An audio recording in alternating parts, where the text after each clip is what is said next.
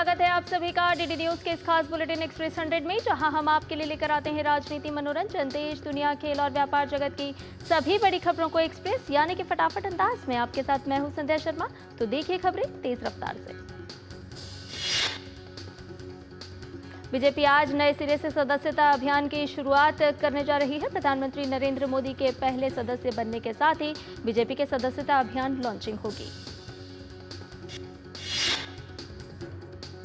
Party के राष्ट्रीय अध्यक्ष जेपी नड्डा प्रधानमंत्री को सदस्य बनाकर अभियान की शुरुआत करेंगे। अभियान की शुरुआत से ही फोन नंबर 8800002024 पर मिस कॉल करके लोगों को बीजेपी का सदस्य बनाने की शुरुआत हो जाएगी। प्राथमिक सदस्य बनाने के लिए सदस्य अभियान का पहला चरण 25 सितंबर तक और दूसरा चरण 1 से 15 अक्टूबर तक चलाया जाएगा। वहीं पार्टी का सक्रिय सदस्य बनने के लिए 16 से 31 अक्टूबर तक सक्रिय सदस्यता अभियान भी चलाया जाएगा।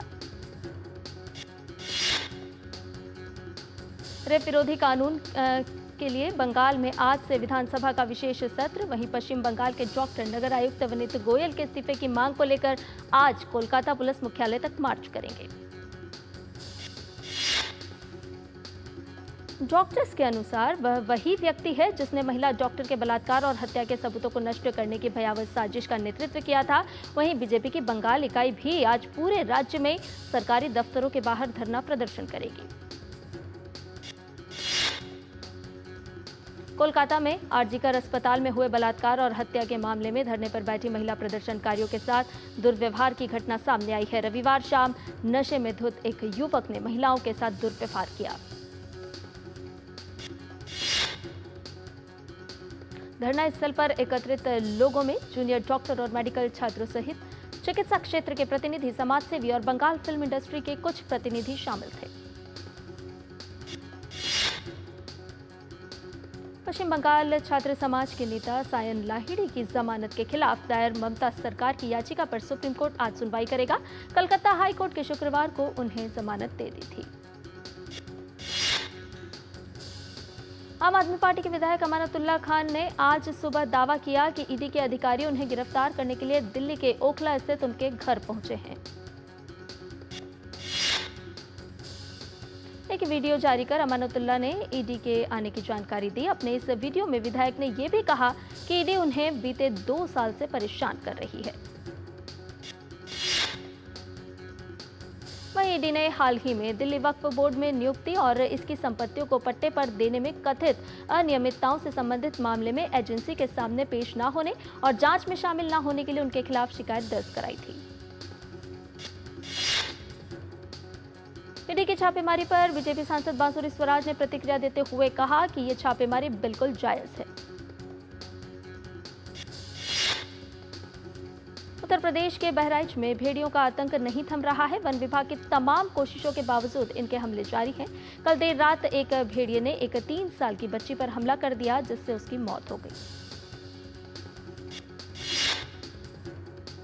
भेड़ियों के हमले में 2 महिलाएं भी घायल हुई हैं। 3 साल की बच्ची की मौत पर बहराइच की डीएम मोनिका रानी ने कहा कि हमने 4 भेड़ियों को पकड़ लिया है, 2 बचे हैं।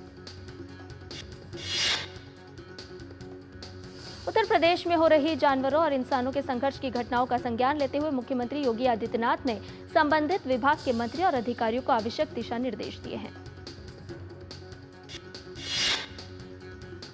मुख्यमंत्री ने निर्देश देते हुए कहा है कि आदमखोर भेड़िए या तेंदुए द्वारा हमले किए जा रहे हैं, उन्हें हर हाल में नियंत्रित करने, पकड़ने का प्रयास किया जाए और आवश्यकता के अनुरूप कदम उठाए जाएं। प्रधानमंत्री नरेंद्र मोदी 3 और 4 सितंबर को ब्रुनेई की यात्रा पर रहेंगे। पीएम मोदी सुल्तान हाजी हसनल बोल्किया के निमंत्रण पर ब्रुनेई की यात्रा कर रहे हैं। दोनों ही देशों के बीच राजनयिक संबंधों के 40 वर्ष पूरे हो रहे हैं।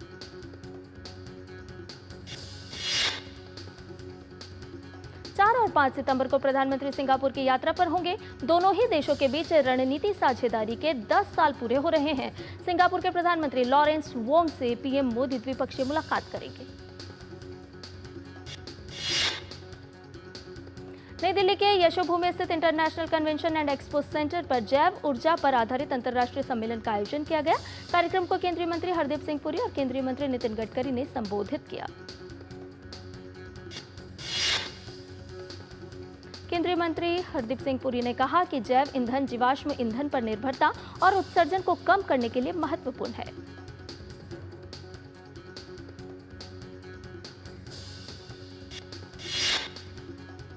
और आपको बता दें कि इस वक्त एक बड़ी खबर आ रही है। आप पार्टी के अमानतुल्लाह खान को ईडी ने हिरासत में ले लिया है।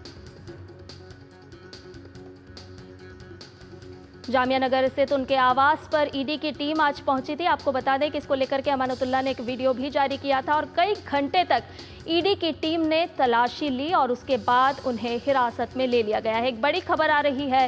राजधानी दिल्ली से ईडी की टीम ने अमानतुल्लाह खान को साथ लेकर के निकली है। ईडी की टीम हिरासत में आप विधायक अमानतुल्लाह खान को लिया गया है। लगभग 5 घंटे की पूछताछ के बाद उन्हें गिरफ्तार कर लिया गया है।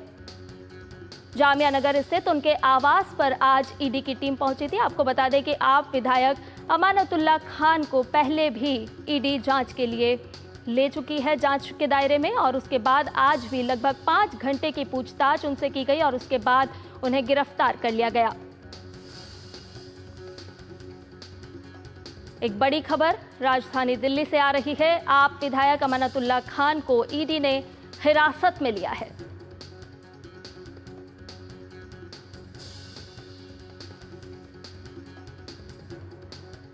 तो ये बड़ी खबर, कई घंटे तक ईडी की टीम ने तलाशी ली उनके घर पर।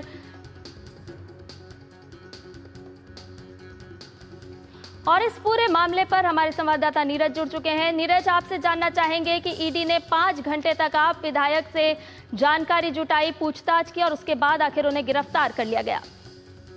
देखिए, बिल्कुल आज सुबह 7 बजे के करीब ईडी की टीम अमानतुल्लाह खान के यहाँ पहुंची थी और अमानतुल्लाह खान से ईडी की टीम पूछताछ करना चाहती थी दिल्ली वक्फ बोर्ड मामले को लेकर, क्योंकि जिस तरह से मनी लॉन्ड्रिंग हुई है और ईडी इस पूरे मामले की जांच कर रही थी।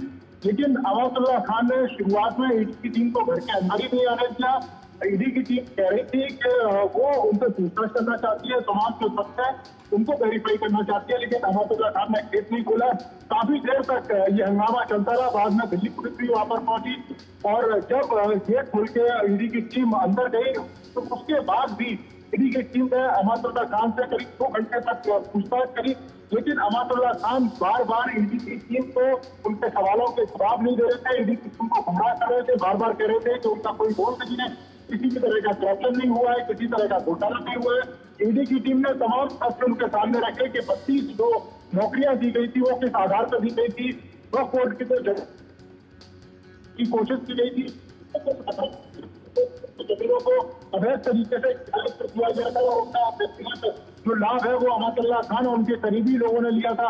इससे पहले एंटी करप्शन ब्यूरो ने भी छापेमारी की कार्रवाई करी थी 2022 में अमानतुल्लाह खान के खिलाफ और उनके करीबियों के पास से 24 लाख रुपए की जो रकम है वो भी बरामद हुई थी। इसके बाद सीबीआई ने भी इस मामले में FIR दर्ज करी थी और कार्रवाई की थी। अब ईडी अमानतुल्लाह खान को पूछताछ करने के लिए ईडी ने इससे पहले भी कई अमानतुल्लाह खान को दिए थे, लेकिन अमानतुल्लाह खान लगातार ईडी को घूमते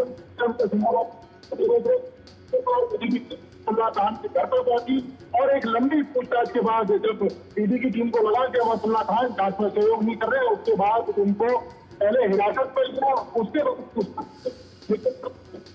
जी तो आखिरकार जो भी खबर निकलकर सामने आ रही है कि अमानतुल्लाह खान को ईडी ने गिरफ्तार कर लिया है। जी नीरज, आपसे ये भी जानना चाहेंगे कि जब ईडी की टीम पहुंची थी इनके निवास पर, तब एक वीडियो जारी होता है। अमानतुल्लाह खान कहते हैं कि मुझे ईडी के द्वारा परेशान किया जा रहा है, लेकिन अगर ये छापेमारी की गई तो वो उन्होंने सहयोग ईडी को क्यों नहीं किया? अगर भ्रष्टाचार से संबंधित ये पूरा मामला है तो छापेमारी की गई और आखिर में उन्हें हिरासत में लेना पड़ा। तो एक तरफ वो वीडियो जारी करते हैं, ईडी पर ही उल्टा आरोप लगा देते हैं। देखिए, बिल्कुल अमानतुल्लाह खान के ऊपर कई तरह के आरोप हैं और ये कोई पहला मामला नहीं है। इससे पहले भी अमानतुल्लाह खान के खिलाफ कई तरह की कार्रवाई हुई है, कई आपराधिक मामले अमानतुल्लाह खान पर दर्ज हैं। इसके साथ साथ ही आप देखें कि अमानतुल्लाह खान से पहले भी पूछताछ करने की कोशिश की गई है। सीबीआई ने उनसे पूछताछ करी है, ईडी लगातार उनको सम्मन दे रही थी, लेकिन ईडी के सवालों के जवाब अमानतुल्लाह खान ठीक तरीके से नहीं दे रहे थे और यही कारण है कि ईडी को ये कार्रवाई करनी पड़ी। अमानतुल्लाह खान के ऊपर कई सारे गंभीर आरोप हैं, खास तौर से वक्फ बोर्ड की जो पैसा है, जो जमीन है, और यहाँ पर जो 32 के करीब जो नियुक्तियां दी गई थी वो अवैध तरीके से दी गई थी, और उन संपत्तियों का जो प्रयोग है व्यक्तिगत रूप से अमातुल्लाह खान ने किया था। तो ये तमाम आरोप थे जिनके जवाब ईडी अमातुल्लाह खान से मांग रही थी, लेकिन अमातुल्लाह खान लगातार गुमराह कर रहे थे। आखिरकार ईडी ने कार्रवाई की और अमातुल्लाह खान को पहले हिरासत में लिया और बाद में उनको गिरफ्तार कर लिया है। अब ईडी उनसे पूछताछ करेगी। गिरफ्तारी के बाद 24 घंटे के अंदर उनको अदालत में पेश करेगी और अदालत में पेश करके ईडी की टीम चाहेगी कि उनको रिमांड पर लेकर पूछताछ की जाए, क्योंकि कई सारे सबूत हैं ईडी के पास। अमातुल्लाह खान ने जिस तरह से करप्शन का खेल खेला है, जिस तरह से मनी लॉन्ड्रिंग की है, तो अब सबसे बड़ी बात है कि ईडी कब उनको अदालत में पेश करती है और अदालत में पेश करके उनको रिमांड पर लेने की कोशिश ईडी के द्वारा की जाएगी। जी नीरज, आपसे यही जानना चाहेंगे कि अब आगे किस तरह से ये कार्रवाई होगी, क्योंकि छापेमारी हो चुकी है, हिरासत में ले लिया गया है और कई सारे मामले आप विधायक पर अमानतुल्लाह खान पर चल रहे हैं। ईडी लगातार उनको समन भी जारी कर रही थी। अब आगे की कार्रवाई किस तरह की होगी?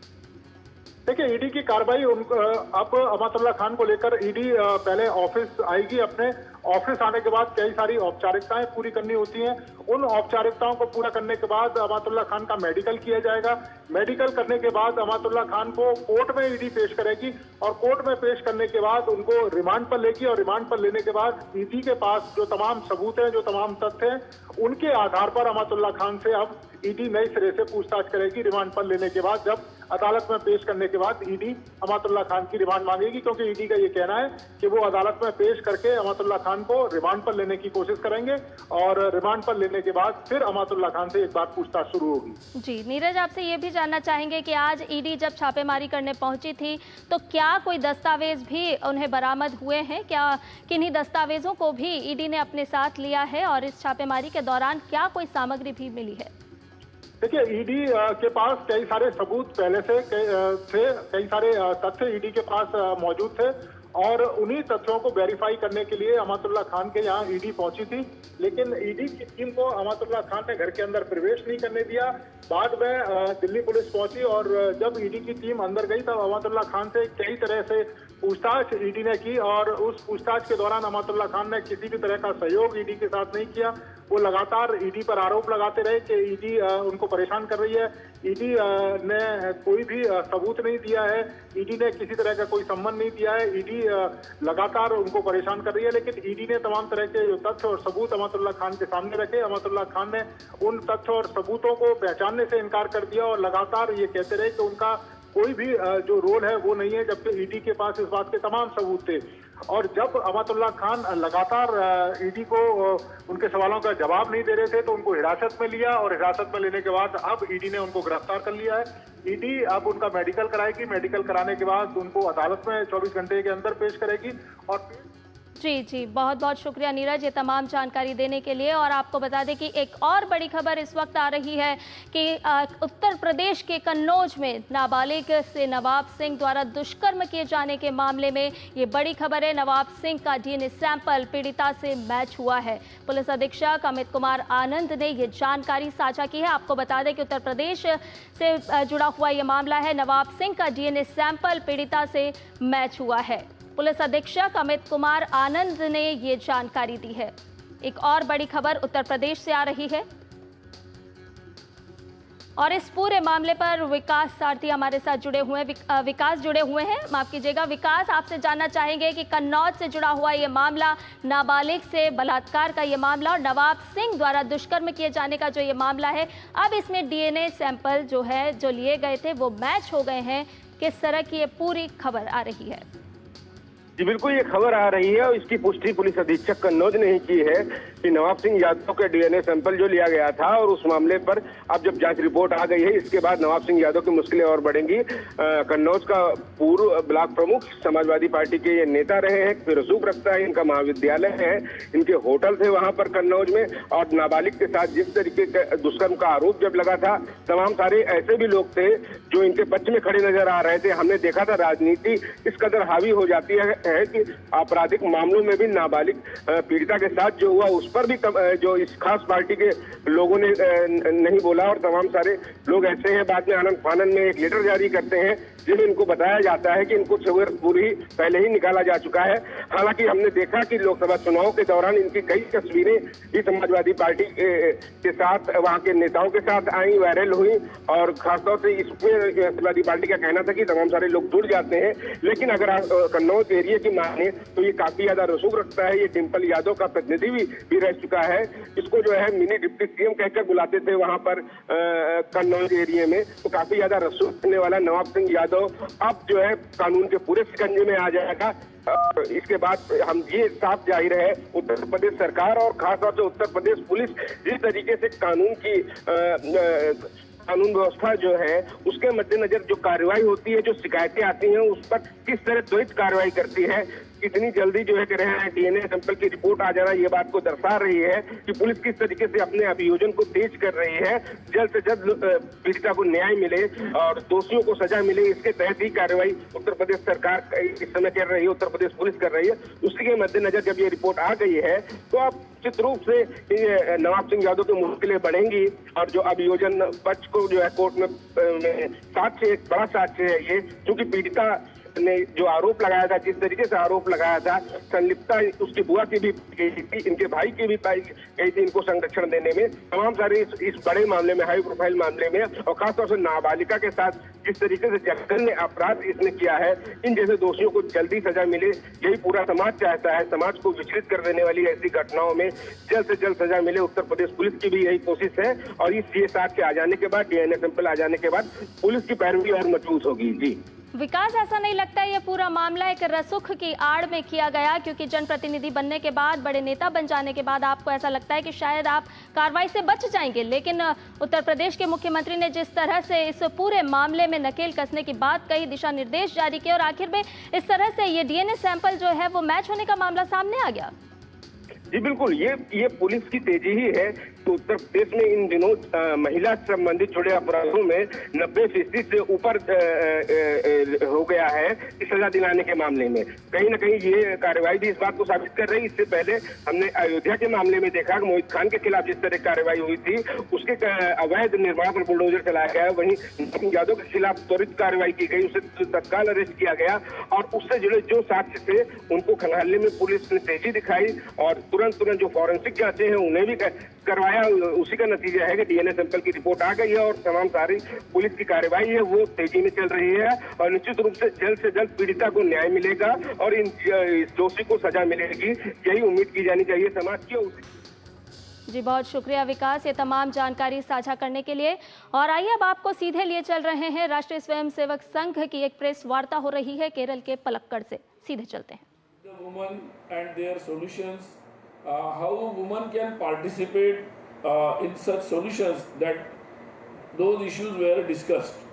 And of course, one important issue was also discussed, that long years it was the Western feminism was very well discussed, but there is a Bharatiya Chintan, the Indian Bharatiya thought process about the woman and the role of woman in Bharatiya Chintan, that was also discussed. That is our perspective.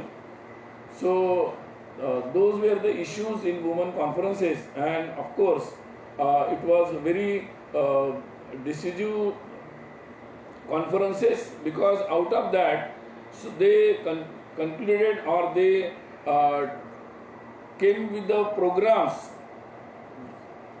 addressing the local issues, because these conferences were held in tribal areas, rural areas, including the all section, cross section of the society, working women, young women, all type of women, they participated in the conference, and so all such issues were addressed. And I think in the future so many programs and so many activities will come up from these conferences.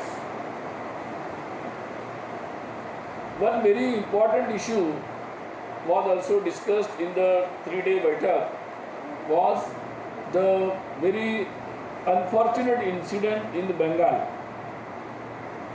The medical college incident, where the atrocity on the woman, medical practitioners, doctor, resident doctors incident, it was discussed in detail in this Baitak, and almost all organizations, they agitated, they participated in the movement for women's safety. And so everybody is worried about it. They also narrated such incidents from different states. They narrated such incidents under the gravity of those incidents. And of course, they discussed the reasoning why such incidents are increasing, why such incidents are happening, and of course, they discussed about the role of the government machinery, and our laws, our penal actions, procedures that were also discussed, and they find that there is a need for revisiting all this so that we can have a proper procedure, fast track procedures, and we can deliver a justice to the victim, and of course which will finally end up all such atrocities anywhere, either at the professional working place or at any place. So it's an alarming and very urgent issue. So it was the thought expressed by everyone in this Samanvay Baitak. And so it was concluded that the on the five front we have to take up the issue. One is legally how we can tackle this issue. Then second is how we can create a awareness among the society, because here society's role is important. With the legal action, society's role is also important. They should be aware and they should also watch so that they can stop such incidents to happen. Then the sanskara in the families, so that such type of notorious people, if in every family we can have such atmosphere and such sanskaras, so that our society will be nullified from such type of notorious persons. So that is also important. For that we have to go do so many things. Then our education, formal and informal, where we have to educate about the sensitivity of this issue, and of course the shiksha, the education, and then atma raksha, that is self-defense skills and activities. Such type of training is also required at large, from the school level, college level, at the working women. Such type of activities are required. And of course, one more point is the content which comes from all type of media, entertainment media, OTT platforms, TV media, all now digital, internet, all platforms.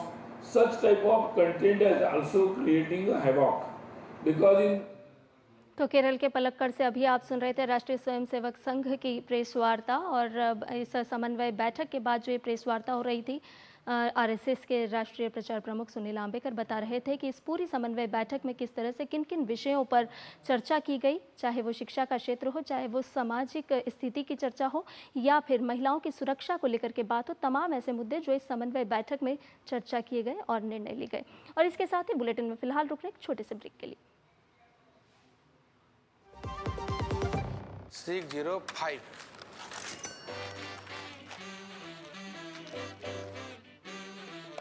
बदलो बदलो आदत बदलो।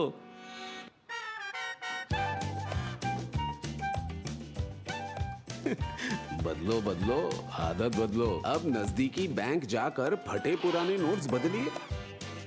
अगर bank मना करे तो RBI के ombudsman से शिकायत करें। आरबीआई कहता है जानकार बनिए, सतर्क रहिए। बात जब पीढ़ियों के लिए बनने वाले घर की हो तो जिम्मेदारी बड़ी हो जाती है। गैलेंट समझता है ये जिम्मेदारी। अब डबल एम रिब्स के साथ गैलेंट एडवांस टीएमटी रीबार, निर्माण का रियल हीरो। सुरक्षा की गारंटी हर चीज में जरूरी है, चाहे वो मुश्किल स्टंट हो या अच्छी फसल। इसलिए ले आइए IIL के ट्रैक्टर ब्रांड का शिनबार, जो देता है सुंडी और ट्रिप से सुरक्षा की गारंटी।